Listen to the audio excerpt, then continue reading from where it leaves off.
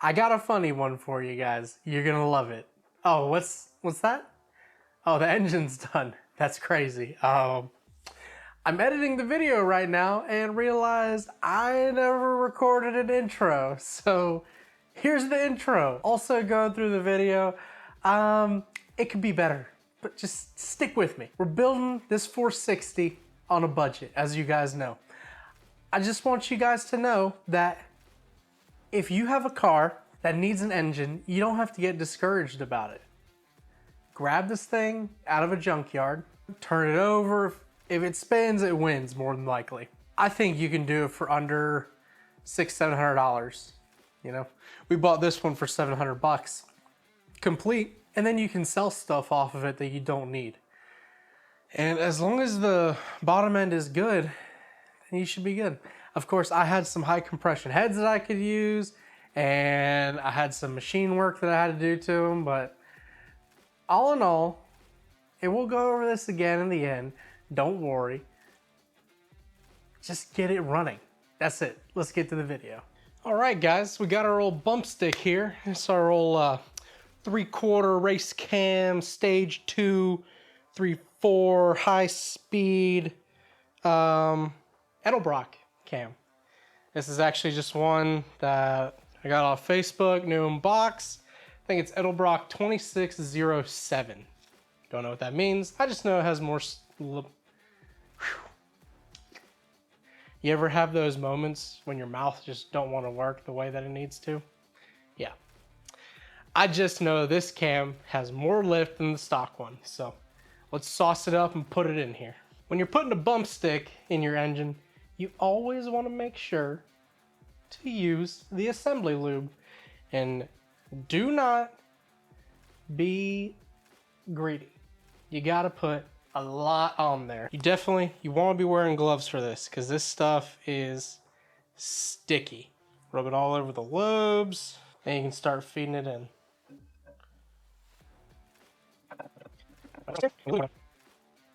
I'm also gonna drop some in these holes on what's on there, just because as it's feeding through, you're gonna be wiping off that grease. You want to keep it lubed up as possible. If I had the camera skills, I would show you what I'm talking about. Because I can look down here and I can definitely see that the lube has actually already been washed off of this part of the cam.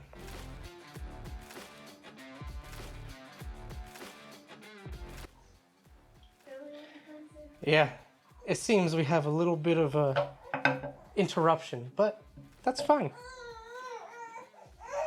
Oh, she's crying. This last part is tough. Well, you don't have a long enough bolt. It's possible to use a long enough screwdriver. There you go. Next thing we'll do is put this cam plate on, or retainer, or I really don't know what they call it. If it's a thrust bearing or whatever. Whatever it is, you need it. Next thing on the list, after you get your cam in, you gotta get your timing set back on. You don't want your motor to be telling the wrong time. You know, it could be an hour behind, an hour forward. I mean, how hard that is in real life? Well, I messed that one up. How hard is that in real life? So we got a nice Cloy's double roller set, and it's got 3 time settings. We got rectangle, circle, and triangle. And if you're in the United States, you'll want to use the triangle. The eastern part of the world, that's the rectangle. And if you're in California, that's the circle.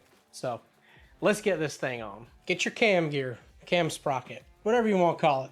Put it on. You've got a dot on the teeth. That's facing out towards you. Put that baby on. And make sure that dot is facing straight down, because you're going to match it with a dot on your crank sprocket. So that looks pretty close to me. We're gonna have to move this crank sprocket that way some. Next, we're gonna get our chain. Nice and shiny. Take your sprockets off. Put it in the chain. I'm not gonna lie to you guys. It has been a while since I've done a timing chain. Oh, this is a lot of fun. Lots of fun. Here's an idea. Let's just not time it. Yeah, guys, I think we're good. I'll give you a good old close-up. Show you how good we did. So I don't know why the camera's not focusing, but dot on top, dot on the bottom, lined up, straight up. We are good to go. Next, we're gonna put all these lifters in. Same thing with the cam. Oh, we're gonna need that. That's the keyway for the crank. We want these things to be sauced up good. So we've got our other bottle of assembly lube. Make sure that's real good.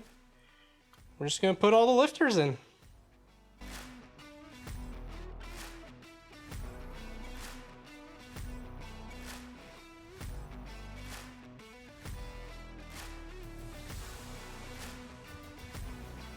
And keep in mind, once you put these lifters in, you are not flipping your engine over until you have your heads and the rest of your valve train in. So I just kind of did it to get them off of my bench, but that means I can't take the oil pan off and this and that and whatever. You guys don't care. So we're done with that. Now we got to check out these heads that we took off the wagon. These are the heads from the station wagon. They're C9 VE-A heads. That's Ford talk for good compression heads. I want to use them on this other build because they're better than the emissions heads. Now, I don't know if you can see in there. Yeah, you can kind of see. These valve stem seals are wasted. Half of them don't exist, which explains the oil burning situation and why the valves are really gunked up with oil. I don't think you can, no, I'm not even gonna try to see in there. We're gonna try and have these old heads taken to a machine shop and see if they can get your old boy hooked up with some valve stem seals. I do have a Hobo Freight spring compressor, but it wouldn't compress these enough for me to get the keepers out of the, or the blocks, or the things that hold the valve or the retainer on the valve spring and keep your valves from dropping, those things. I couldn't get them out, okay? So we're gonna let a professional do it. While they're there, I'm just gonna have them check over the heads because I don't want to put them back on and have a bunch of racket again. He's gonna check out the valve guides, make sure those are good, because that's important. If you don't have anything guiding your valves, it's gonna be going, you know, all like that. And valves don't go like that. They go like that. It's okay. We're gonna get you right. You hear me? I haven't forgot about you. We're gonna get you going, put you back in the wagon. Everything's gonna be okay. Oh, hey, today we're going to be finishing the 460. We got the heads back from the machine shop. They said they look good, so that's cool. Did a little valve job on them. Look good, new valve stem seals. We are ready to go. This thing should be great once we get it back together. Got a new front cover, got the front seal, got all the gaskets. We have everything to go. Should have everything to go. First thing I want to do before we get into too much assembly is clean up the threads on these head bolts because, yep, your boy's going to be reusing them. You know, a lot of people say not to, but I'm not a lot of people. I'm just going to take this wire wheel that I have, put it on a piece of all thread so I could chuck it up in the drill press, spin it fastest that we can go. It's only like 2100 RPM or 2600. Yeah, 2600 RPM. So, ooh, hey, you calm down there, lady. So that's way under the max that this wheel can turn. We're gonna clean these up and let's get to it. The next thing I wanna do, just knock the carbon off of these old pushy rods.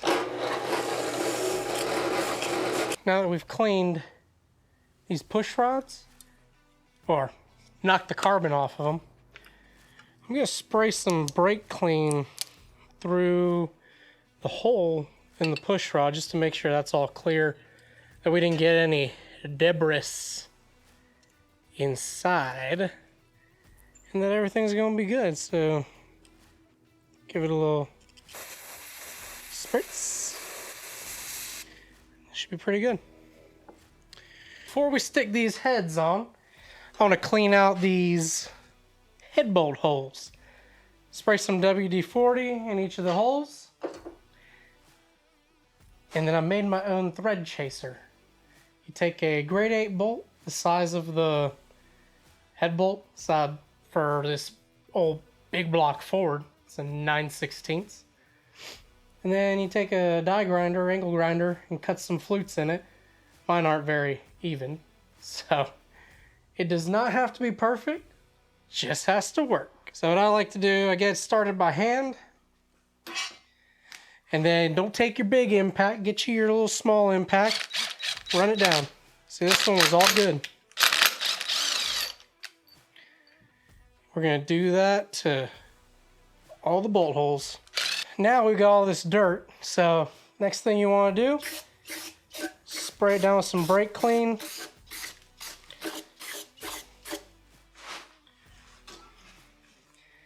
And just get all that stuff off of there.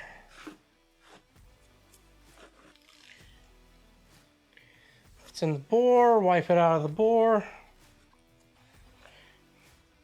And let me clarify. As usual, this isn't really the right way to do it. You would turn the block over so that anything that you're cleaning out falls out and not back into the engine. But I try to turn this thing over, and it's heavier than I can't even explain. So we're doing it like this. And it's gonna get even harder when we have to do the oil pan. Now we're gonna take some WD-40 and kind of just spray it to prevent flash rust. Where we just sprayed that brake clean. Yeah, we're gonna be having to clean it off later, but yeah, this is just to keep it nice and lubed up for now. What we're gonna do is go ahead and put the heads on. So here are our Fel-Pro gaskets. I already wiped down the surface with brake clean. And this is gonna be fun. These are damn heavy.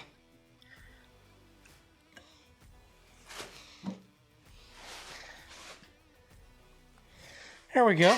Sure. We'll go with that. On a big block Ford, you got two different size head bolts.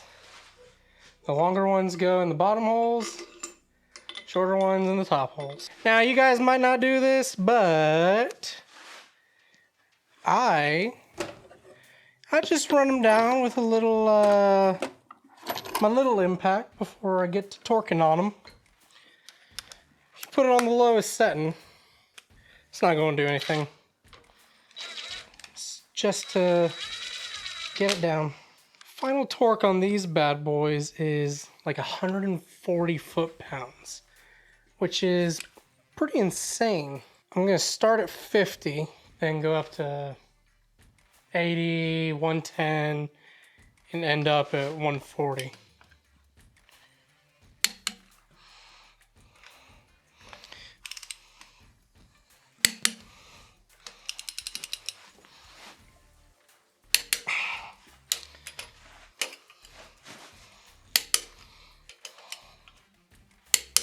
Oh, buddy.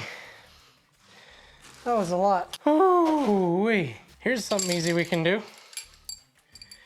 We're just gonna put our push rods in. That'll be a nice little break from torquing down these cast iron monsters. So oil travels up your push rods through your rocker arms. I don't know if you guys can see it on camera.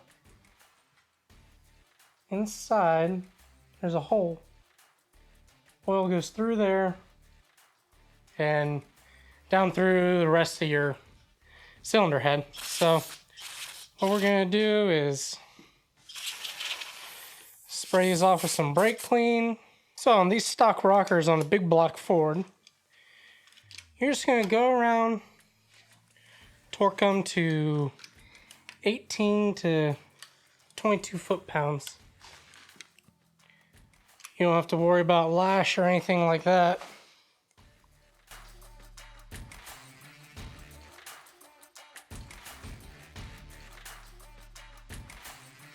For when you're doing torque values that are low, I definitely recommend getting one of these beam style ones. Sometimes when you're using those other click style torque wrenches, you really just can't feel that click. Got the rocker arms on, push rods in, lifters, cam, timing set. Let's take a break and see you in a bit.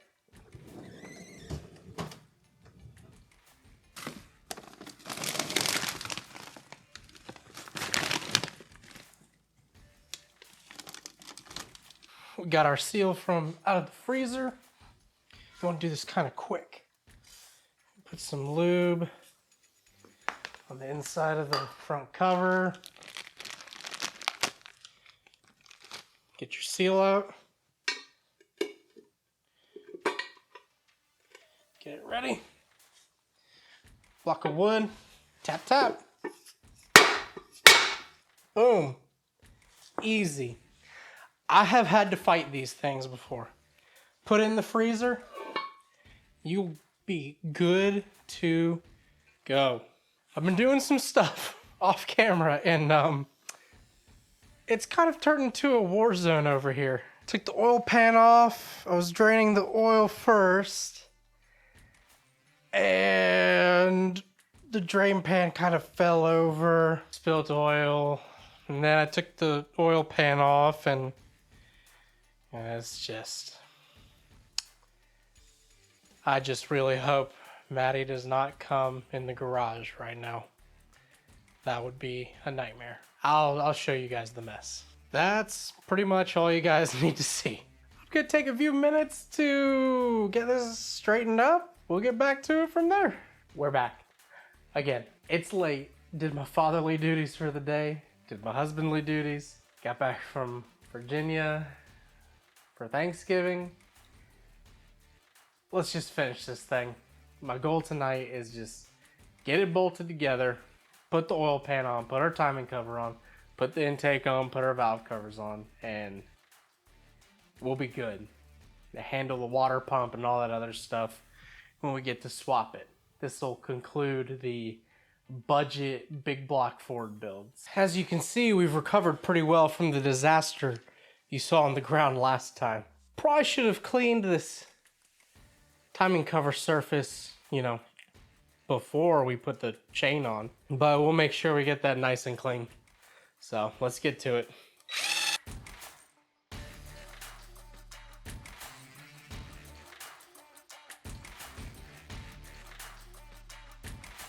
Now that we've got this all machined, I say we go ahead and take our brake clean and clean it up, and we'll just pretend that we're getting all of the gasket dust out of the engine. Great. Now we'll polish our crank snout. Perfect.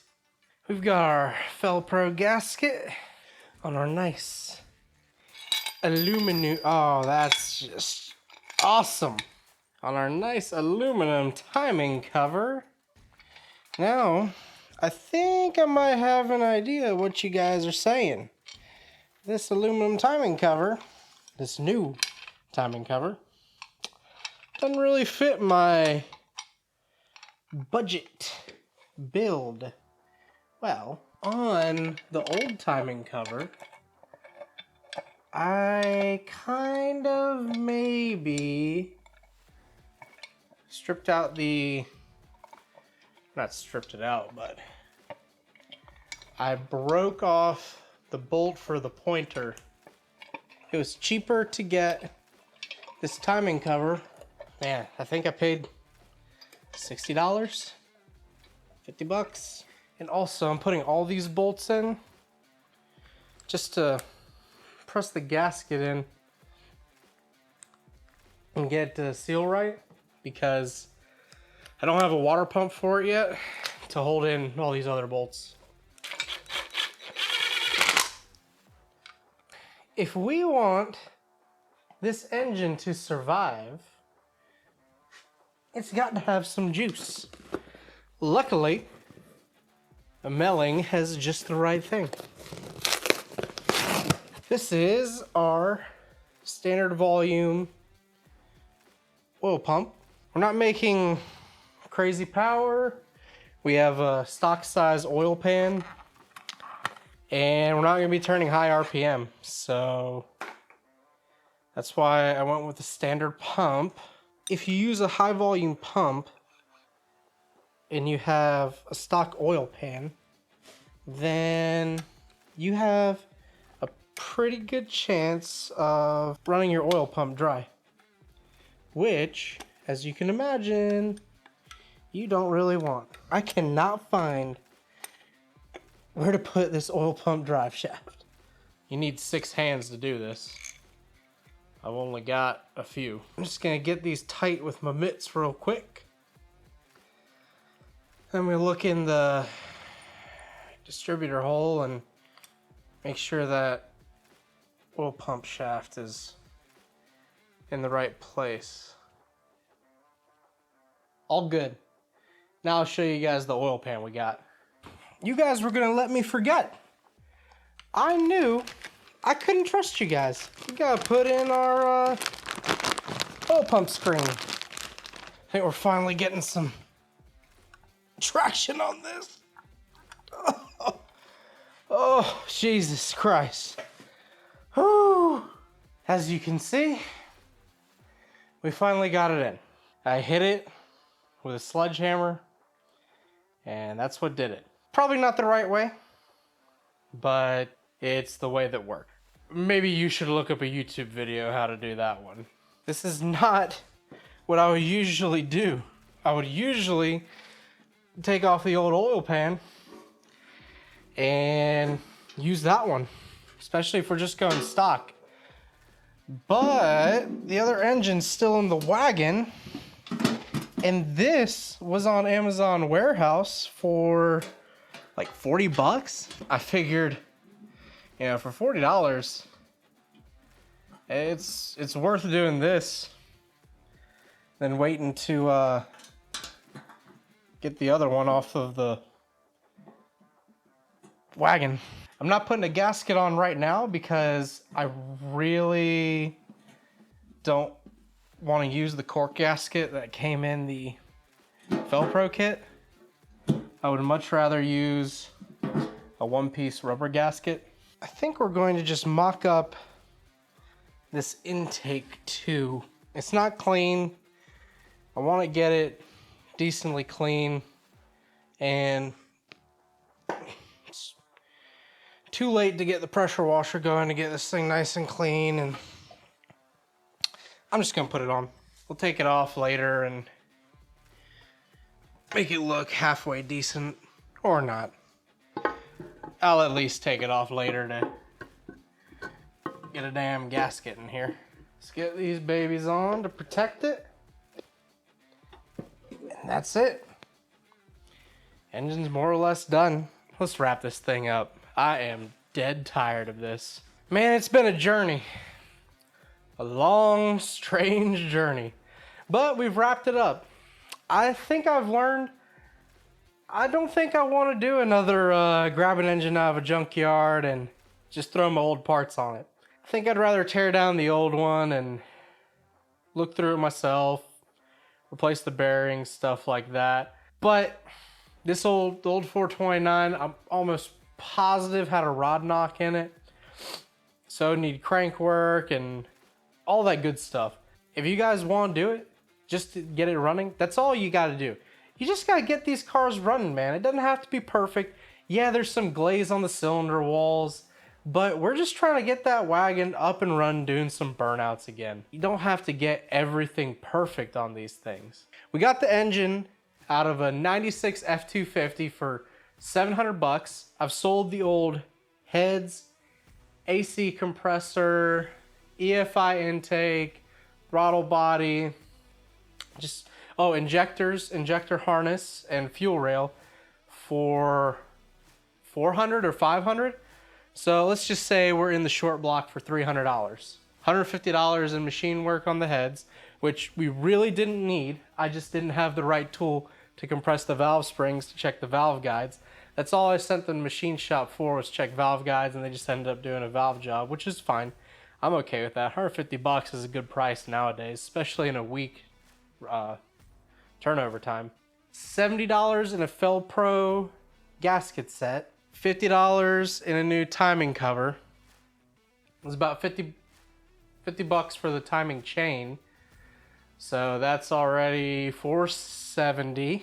Oil pan was $45. So that's $515. Oil pump and screen were another $75. So that's $590. So for $600, you can rebuild your engine and get it running back up. Definitely under $1,000. You can even get this cheaper than what I did. I bought a new oil pump and things like that, but you can reuse your old oil pump if it was fine. I would still replace the intermediate shaft, but other than that, you'll be good to go. You didn't have to get a new oil pan. You didn't have to get a new timing cover. You could really be in this for under 500 bucks, I think. I'm just ready to get this thing running. Let me know what you guys thought about this series on doing a junkyard build on this engine. Not super informative. I am not a tutorial channel. I just show you guys what I'm doing in my garage and hopefully give you some ideas on what you can do to get your stuff running, go fast, do burnouts, and just have a good time, man. Next time you see this thing, we'll be dropping it in the wagon. So stoked. It'll probably be next year before we get to it. Thanks for joining. Like, subscribe, leave a comment, and more importantly, go get them revs.